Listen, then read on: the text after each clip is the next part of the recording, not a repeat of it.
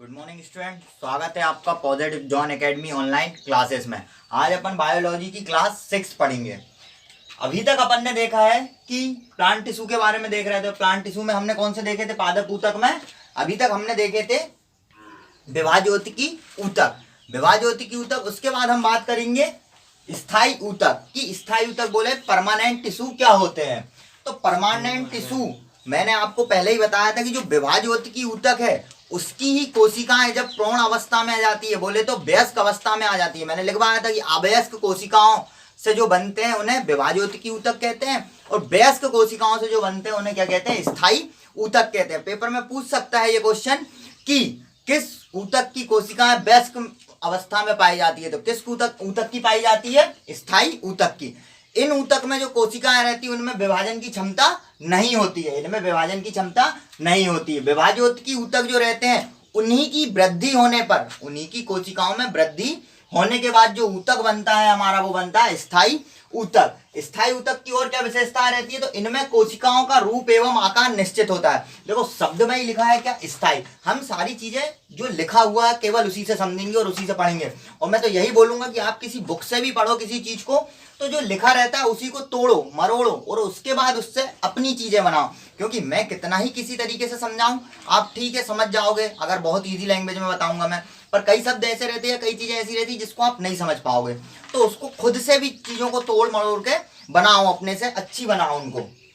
और आप खुद से तो नोट्स बना ही रहे होंगे इन वीडियो को देखकर। तो स्थायी मतलब जब भी कोई चीज स्थायी रहेगी तो क्या उसमें कभी विभाजन होगा। जैसे कि एक परिवार है, परिवार के सारे सदस्य अगर स्थायी रहेंगे तो क्या उनमें कोई विभाजन हो सकता है? कोई विभाजन नहीं हो सकता। वह क्या रहेंगे? सिंपल रूप से व्यवस्थित रहेंगे। तो इसी प्रकार अपन स्थायी ऊतक के लिए भी क्या बोल सकते हैं कि इनमें विभाजन की क्षमता नहीं होती है और इनमें कोशिकाओं का रूप एवं आकार, अगर एक परिवार है उसका रूप और आकार समान है तो वो क्या कभी विभाजन करेगा? नहीं करेगा। इसीलिए तो हम उसको क्या बोल रहे हैं? स्थायी। तो क्या बोलते हैं? स्थायी ऊतक बोलते हैं। इनमें क्या होता है? रूप एवं आकार निश्चित रहता है। रूप एवं आकार निश्चित रहता है। इनमें मृत एवं सजीव कोशिकाएं होती है। अब किस ऊतक में मृत कोशिका होती है और किस ऊतक में सजीव कोशिकाएं होते हैं, इसकी बात करेंगे हम। तो हमारा जो सरल स्थायी ऊतक के 3 प्रकार होते हैं। उसमें दृढ़ ऊतक में मृत कोशिकाएं होती है और मृदु ऊतक में कैसी कोशिकाएं होती है? सजीव कोशिकाएं होती है। कैसी कोशिकाएं होती है? सजीव कोशिकाएं होती है। तो इसी संरचना के आधार पर इन्हें कितने प्रकार से बांटा गया है? 2 प्रकार से बांटा गया है, सरल स्थायी ऊतक और जटिल स्थायी ऊतक। सरल स्थायी ऊतक को वापस से कितने प्रकार से बांटा गया है? 3 प्रकार से बांटा गया है। मृदु ऊतक जिसे पैरेन्काइमा बोलते हैं, जिसे क्या बोलते हैं? पैरेन्काइमा। स्थूल कोण ऊतक जिसे कोलेनकाइमा बोलते हैं। शब्दों पर ध्यान देना, मैं अभी ये मृदु ऊतक के नाम में क्लोरेनकाइमा भी लिखवाऊंगा, क्लोरेनकाइमा भी लिखवाऊंगा और एरेनकाइमा भी लिखवाऊंगा। क्यों लिखवाऊंगा वो अभी मैं बताऊंगा आपको जब ये डिटेल्स में देखेंगे अपन। उसके बाद दृढ़ ऊतक को कहते हैं स्क्लेरेनकाइमा। क्या कहते हैं इसे? स्क्लेरेनकाइमा। वैसे ही हमारा दूसरा प्रकार क्या है? जटिल स्थायी ऊतक। जटिल स्थायी ऊतक वापस से कितने प्रकार के होते हैं? तो 2 प्रकार के होते हैं। एक को बोलते हैं जाइलम और दूसरे को बोलते हैं फ्लोएम। जाइलम और फ्लोएम भी 4 प्रकार के तत्वों से मिलकर बना होता है। जाइलम और फ्लोएम भी 4 प्रकार के तत्वों से मिलकर बना होता है। ये तत्व कौन कौन से हम इसकी बात करेंगे। ठीक है स्टूडेंट, तो आप लोगों को स्थायी ऊतक समझ में आ गया होगा किस प्रकार से मैंने इसका विभाजन किया है, क्या इसकी विशेषता है। पेपर में कई बार पूछ लेता है यही कि किस ऊतक में मृत एवं सजीव कोशिकाएं होती है। पूछ लेता है कि संरचना के आधार पर स्थायी ऊतक को कितने भागों में बांटा गया है, तो किसमें विभाजन की क्षमता नहीं होती। तो ये सारी चीजें आप लोगों को नोट्स बनाने हैं, बहुत अच्छे से बनाने हैं। ठीक है, अब हम पढ़ेंगे सरल स्थायी ऊतक के अंतर्गत आने वाले मृदु ऊतक, स्थूल कोण ऊतक और दृढ़ ऊतक को। इनके कार्य पढ़ेंगे कि इनके कार्य क्या है, इनकी विशेषताएं क्या है। ठीक है स्टूडेंट, तो अब हमारा आएगा मृदु ऊतक।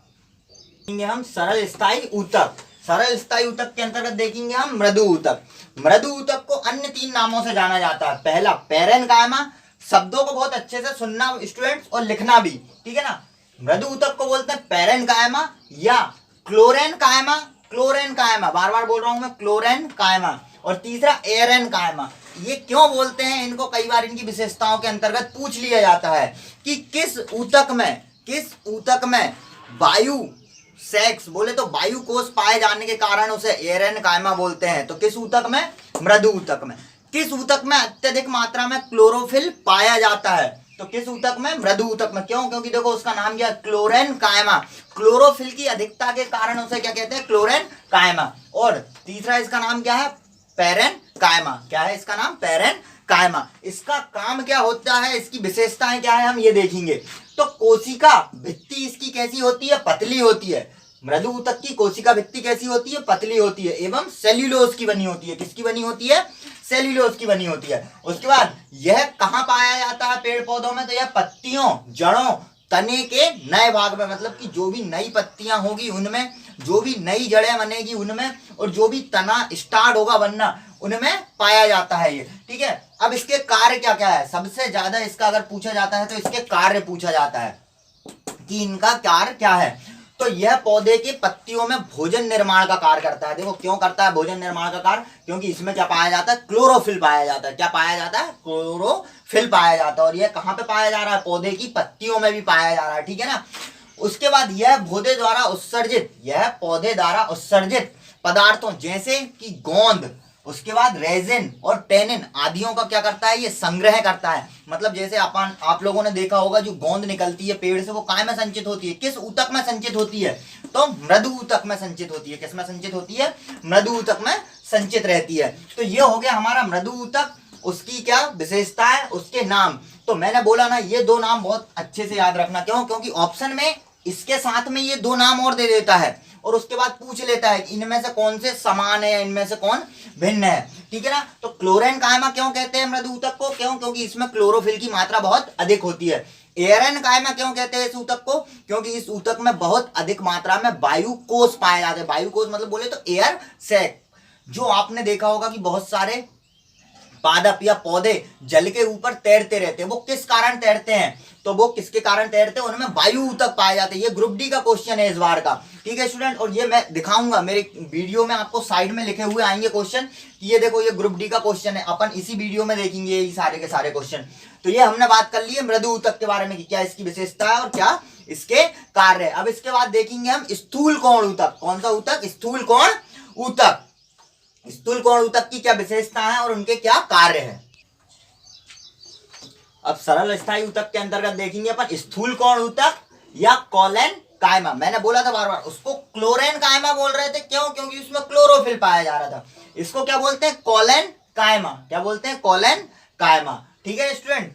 तो इसको कोलेनकाइमा इसलिए भी बोलते हैं क्योंकि यह पौधों को क्या मुलायमता प्रदान करता है या फ्लेक्सिबिलिटी प्रदान करता है। क्या प्रदान करता है? मुलायमता या फ्लेक्सिबिलिटी प्रदान करता है। ठीक है ना। जैसे कि पौधा तो स्थूल खड़ा रहेगा, पर आपने देखा होगा ना कि वो कितना हवा, बहुत तेज हवा चलती है तो वो हिलता है पर टूटता नहीं है। बहुत ही ज्यादा तेज चलती है तो टूटता है। ठीक है ना। पर क्या होता है? मुड़ जाता है, उसकी टहनियां मुड़ जाती है। क्यों मुड़ती है? क्योंकि उसमें कौन सा? स्थूल कोण ऊतक बोले तो कोलेनकाइमा पाया जाता है, जो क्या करता है? पौधों को मुलायम और लचीला बनाता है। इसकी क्या है? तो इसकी विशेषता यह है कि इसकी कोशिकाएं लंबी और जीवित होती है। लंबी और जीवित होती है। तने के एपिडर्मिस और पुष्पवृंत, आप लोगों ने देखा होगा फूल में जहां पंखुड़ियां लगी रहती है वो उस भाग में पाया जाता है। कौन सा ऊतक? हमारा कोलेनकाइमा। फूल भी कितना मुलायम रहता है, तो किस कारण रहता है? हमारे स्थूल कोण ऊतक के पाए जाने के कारण। तो इसकी पहली विशेषता है कि इसकी कोशिका लंबी और जीवित होती है। तने के एपिडर्मिस और पुष्पवृंत में पाया जाता है। यह पौधे को मुलायम और लचीला बनाता है। ये फिर से क्वेश्चन मैंने इस पर डबल ऐसा बनाया, सर्कल के अंदर किया, उसमें स्टार बनाया, इसलिए किया क्योंकि ये क्वेश्चन ग्रुप डी के पेपर में हर 2-4 शिफ्ट के बाद पूछा गया था। और इस वाले में भी ऐसे ही इसलिए बनाया क्योंकि इस क्वेश्चन को भी हर 2-4 शिफ्ट के बाद पूछा था पेपर ने। ठीक है ना। तो इसीलिए मैंने बोला था कि अपन पढ़ेंगे सबसे पहले बॉटनी, और बॉटनी सिलेबस छोटा है पर उसमें क्वेश्चन सबसे ज्यादा है। थोड़ा सा बच्चों को बोर लगता है ये टॉपिक, पर बोर के कारण ही अपन क्या हर बार छोड़ते थे, पर छोड़ने के कारण क्या होते थे? अपने 2-2, 4-4 नंबर जाते थे। अब इससे कभी नहीं जाएंगे आपके नंबर। ठीक है। अब इसके बाद देखेंगे हम दृढ़ ऊतक। ये तीसरा प्रकार है ऊतकों का। इसको क्या बोलते हैं? तो स्क्लेरेनकाइमा बोलते हैं। इस ऊतक को क्या बोलते हैं? स्क्लेरेनकाइमा। स्टूडेंट इसको हिंदी और इंग्लिश दोनों में याद करना। बिल्कुल भी ग्रुप डी के पेपर में दृढ़ ऊतक नहीं पूछा गया था, केवल इंग्लिश में लिख कर दिया था स्क्लेरेनकाइमा। ये कोलेन कायमा लिख के दिया था, क्लोरेन कायमा लिख के दिया था, पर बिल्कुल भी ऐसा नहीं लिखा था कि दृढ़ ऊतक। क्यों? क्योंकि वो क्वेश्चन पूछेगा कि यह पौधे को क्या करता है, दृढ़ता प्रदान करता है, तो वो क्वेश्चन दे देगा अगर आपको कि पौधों को दृढ़ता कौन सा ऊतक प्रदान करता है, तो जो मतलब बोले तो 8वीं पढ़ा भी होगा तो वो देखेगा कि दृढ़ता, दृढ़ ऊतक, नाम ही क्या है दृढ़ ऊतक, पर उसको ये नहीं पता रहता कि दृढ़ ऊतक को क्या बोलते हैं, स्क्लेरेन कायमा बोलते हैं। क्यों? क्योंकि ना पढ़ाया गया है अभी तक, ना कभी पढ़ाया जाता है। इस लेवल की साइंस मैंने आज तक नहीं देखी है कि इटारसी शहर में इस लेवल तक साइंस को कभी कोई लेके गया है। तो आप लोग बहुत अच्छी चीज पढ़ रहे हो और बहुत अच्छे व्यक्ति से पढ़ रहे हो। आप बोलोगे कि अपनी तारीफ खुद से कर रहा है, तो सही बात है, करना चाहिए कभी कभी खुद की तारीफ भी, ठीक है ना। अब दृढ़ ऊतक की बात करें तो दृढ़ ऊतक को क्या बोलते हैं, स्क्लेरेन कायमा बोलते हैं, ठीक है ना। इसकी कोशिका कैसी रहती है, मृत, और सिरों पर कैसी रहती है, नुकीली रहती है। देखो इसकी कोशिका मृत और सिरों पर नुकीली रहेगी तो उससे क्या फायदा होगा। आप लोगों ने रस्सियां देखी होगी, जो रस्सियां बनती है नारियल की, जो छाल रहती है उसकी जो रस्सियां बनती है वो क्या है, उस रस्सी को देखा होगा नुकीली रहती है, कोनों पे कैसी रहती है, नुकीली। रस्सियों में से एक निकालना आप उसका रेशा, उस रेशे को देखना दोनों कोनों पे नुकीला रहेगा और बीच बीच में कहीं मोटा रहेगा। या अपने घर में नारियल रखा होगा, उस नारियल की गूंज का एक एक रेशा निकालना और उस रेशे को देखना वो बीच बीच में कहीं मोटा मोटा रहता होगा और सिरों पे कैसा रहेगा, नुकीला रहेगा, ठीक है ना। क्यों? क्योंकि वो इन्हीं चीजों में पाया जाता है, रेशों में पाया जाता है, नारियल की छाल में पाया जाता है जिनसे रेशे बनते हैं। उसके बाद जो भी बीज रहते हैं, जो भी बीज रहते हैं, उन सभी बीजों का आवरण किसका बना रहता है, दृढ़ ऊतक का बना रहता है। जो नारियल का आवरण बना रहता है वो किसका बना रहता है, दृढ़ ऊतक का बना रहता है। तो बार बार इस दृढ़ ऊतक को आपको बस स्क्लेरेन कायमा याद करना है। क्या याद करना है, स्क्लेरेन कायमा। दृढ़ ऊतक को तो हम समझ जाएंगे कि दृढ़, नारियल का भाग कैसा रहता है, दृढ़ रहता है, तो वो दृढ़ ऊतक, पर नहीं, हमको स्क्लेरेन कायमा याद रखना है। मैं बार बार आप लोगों से रिक्वेस्ट कर रहा हूं। उसके बाद इनकी कोशिका भित्ति लिग्निन के जमाव के कारण, तो अब वो मोटी क्यों होती है, जो क्वेश्चन पूछा है पेपर में, वापस से ये क्वेश्चन रिपीट किया गया है कि किसके कारण स्क्लेरेन कायमा की कोशिका भित्ति बीच बीच में मोटी होती है, तो किसके कारण होती है, लिग्निन के जमाव के कारण होती है। किसके जमाव के कारण, लिग्निन के जमाव के कारण, ठीक है ना। यह पौधों को दृढ़ता एवं दृढ़ एवं कठोर बनाता है। और भी चीजें लिखने की थी पर यहाँ पे नहीं लिख पाया। यह पौधों के आंतरिक भागों को, जो पौधे के रहते हैं उनके आंतरिक भागों को क्या प्रदान करता है, दृढ़ता प्रदान करता है, ठीक है ना। आंतरिक भागों को भी क्या करता है, दृढ़ता या रक्षात्मक कवच बनाता है उनका। क्या बनाता है, रक्षात्मक कवच बनाता है, ठीक है ना। तो ये होगा हमारे सारे के सारे पॉइंट्स किसके लिए, स्थूल कोण ऊतक और दृढ़ कोण ऊतक। तो हमने सरल स्थायी ऊतक के अंतर्गत तीनों ऊतक पढ़ लिए। मृदु ऊतक, मृदु ऊतक को बोलते हैं क्या क्या, तो मृदु ऊतक को पैरेन कायमा, क्लोरेन कायमा और क्या बोलते हैं, एरेन कायमा। उसके बाद स्थूल कोण ऊतक को कोलेन कायमा बोलते हैं और दृढ़ ऊतक को स्क्लेरेन कायमा बोलते हैं। अब इसके बाद देखेंगे हम जटिल ऊतक। कौन से ऊतक, जटिल ऊतक। तो जटिल ऊतक को वापस से कितने भागों में बांटा गया है, 2 भागों में बांटा गया है। पहला रहता है हमारा जाइलम और दूसरा रहता है फ्लोएम। जाइलम को पुनः 4 भागों में बांटा जाता है, 4 भागों में नहीं है, 4 तत्वों से मिलकर का बना होता है जाइलम, और उसी तरह फ्लोएम भी 4 तत्वों से मिलकर बना होता है। क्या तत्वों से मिलकर बना होता है, ये क्वेश्चन फिर से ग्रुप डी में पूछा गया है। अब आप लोग बोलोगे मां साहब बार बार ग्रुप डी का नाम लेके परेशान मत किया करो, तो स्टूडेंट पूछा गया है इसलिए मैं बार बार उस चीज का नाम लेता हूं, ठीक है ना। अब देखेंगे अपन जटिल स्थायी ऊतक। अब हम देखेंगे जटिल स्थायी ऊतक, बोले तो complex permanent tissue. Complex permanent tissue क्या, देखो उसके नाम से ही आ रहा है जटिल, बोले तो कॉम्प्लेक्स, मतलब कि ये नॉर्मल कोशिकाओं से नहीं बना होता है। ये कैसा बना होता है, 2 या 2 से अधिक प्रकार की कोशिकाओं से मिलकर बना होता है। कोई भी चीज सिंपल चीजों से मिलकर बनी रहती है तो नॉर्मल बोल देते हैं अपन की क्या, सिंपल टिश्यू, पर इसके नाम में ही आ रहा है जटिल, मतलब कि कैसा, कॉम्प्लेक्स। किस कारण हो जाती है कोई भी चीज कॉम्प्लेक्स, जब जो 2, 3, 4 चीजों से मिलकर बनी हुई होती है, इसलिए उसको क्या बोल रहे हैं अपन, जटिल स्थायी ऊतक। क्यों, क्योंकि यह 2 या 2 से अधिक प्रकार की कोशिकाओं से मिलकर बना होता है। इसको कार्य के आधार पर वापस से पुनः कितने भागों में बांटा गया है, 2 प्रकार से बांटा गया है। ये क्वेश्चन ग्रुप डी के पेपर में बार बार पूछा गया है कि इनमें से कौन सा जटिल स्थायी ऊतक है, इनमें से कौन सा जटिल स्थायी ऊतक नहीं है, और केवल आंसर फ्लोएम और जाइलम है। सबको पता है फ्लोएम और जाइलम, पर इनका कई बार नाम पूछ लेता है दारू और बास्ट। तो आप लोगों के लिए क्वेश्चन है कि जाइलम को क्या कहते हैं, जाइलम को क्या कहते हैं और फ्लोएम को क्या कहते हैं। आप लोग इसके आंसर पेपर में कमेंट्स में लिखकर सेंड करना, ठीक है ना। इनके नाम दारू और बास्ट पूछ लेता है, अब आपको ये सेंड करना है कि जाइलम को क्या कहते हैं और फ्लोएम को क्या कहते हैं, ठीक है। तो कार्य के आधार पर कितने भागों में, 2 भागों में। और मैं बार बार इसलिए इसको इतना डीप में बता रहा हूं क्योंकि ये क्वेश्चन को पूछ रहा है वो पेपर में बार बार कि इनमें से कौन सा स्थायी जटिल स्थायी ऊतक है, इनमें से कौन सा जटिल स्थायी ऊतक नहीं है। तो अब फ्लोएम की बात करेंगे। फ्लोएम देखो जाइलम की बात करेंगे, पहले हम किसकी बात करेंगे, जाइलम की बात करेंगे। जाइलम में शब्द काय से स्टार्ट हो रहा है, जा से। किससे स्टार्ट हो रहा है, जा से। तो देखो याद करने का तरीका बता रहा हूं मैंने बार बार बोला कि शब्दों को बस केवल तोड़ के लिखेंगे अपन। जाइलम तो क्या लिखेंगे, जा से भी लिखाता है जल, जाइलम जा से लिखाता है, और जल भी काय से लिखाता है, जा से लिखाता है।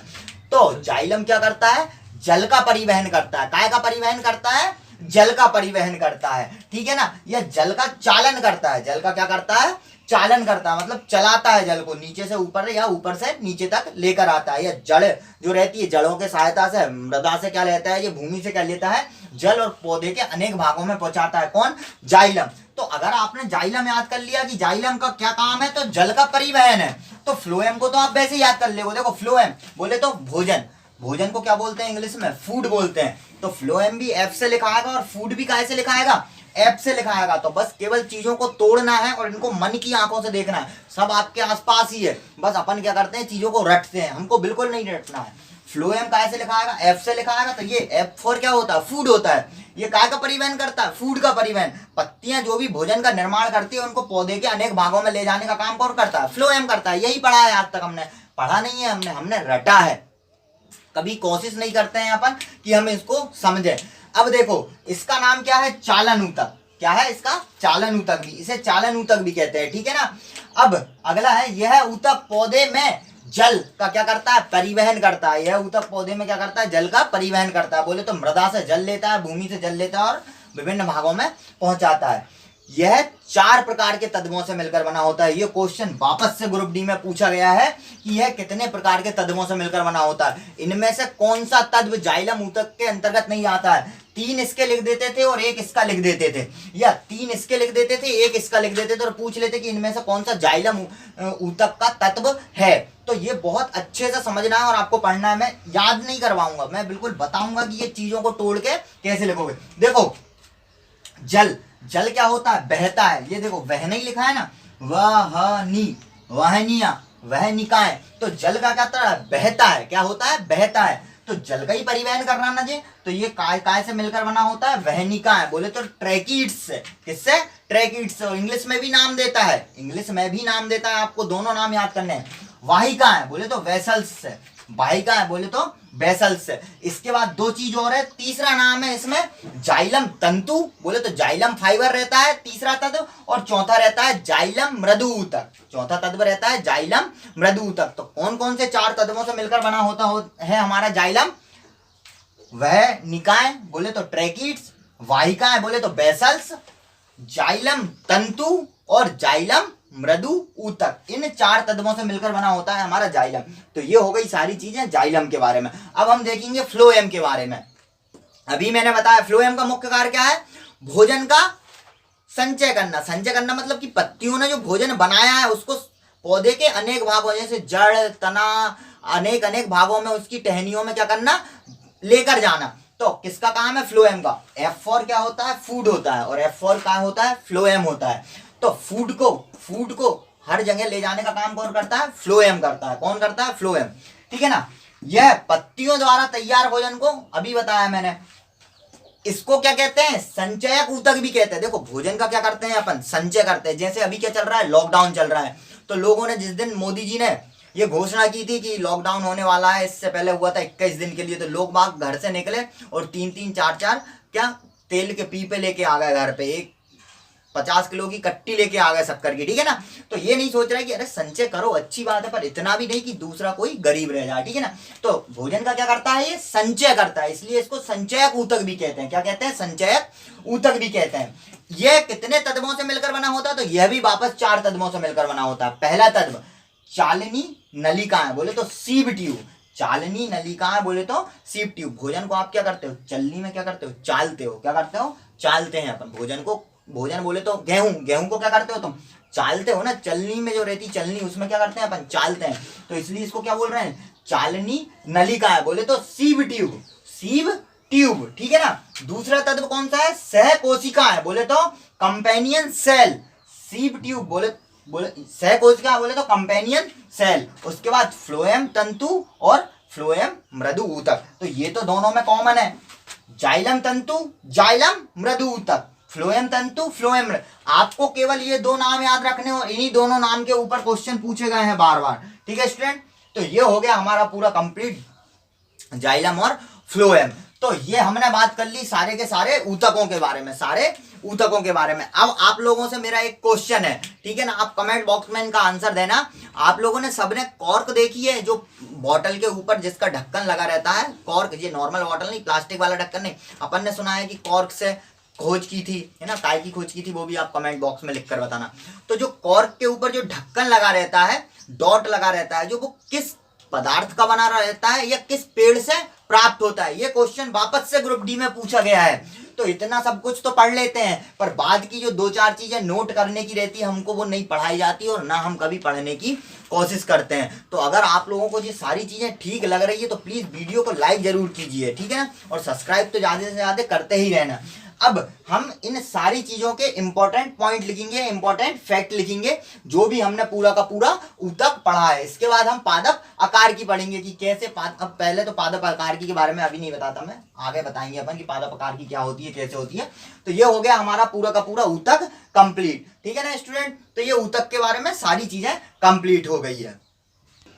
अब ऊतक कंप्लीट हो गया तो ऊतक के बाद अपना नेक्स्ट टॉपिक रहेगा पादप आकार की। तो पादप आकार की से आप क्या समझते हो? जैसे मैं बोलूं आकार, पादप हटा के आकार की बोलूं, केवल क्या बोलूं?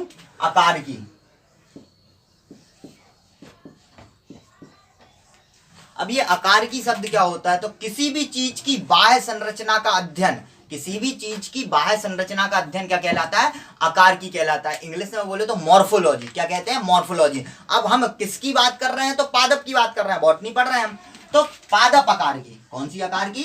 पादप आकार की। मतलब कि पादप की बाह्य संरचना का अध्ययन करना क्या कहलाता है? पादप आकार की कहलाता है। तो पादप की बाह्य संरचनाएं क्या होती है? तो आप लोगों ने देखा होगा कि पादप में जड़ें होती है, उसका तना होता है, उसमें पत्तियां होती है, ठीक है ना। अब ये जड़, तना और पत्तियां, केवल हमको ये थोड़ी पढ़ना है, जड़ के क्या काम होते हैं, कितने प्रकार की जड़ें होती हैं, तना का क्या काम होता है, कितने प्रकार के तने होते हैं, पत्तियों का क्या काम होता है, पत्तियां कितने प्रकार की होती है, मतलब किस प्रकार से बनी होती है, ये सारी चीजें।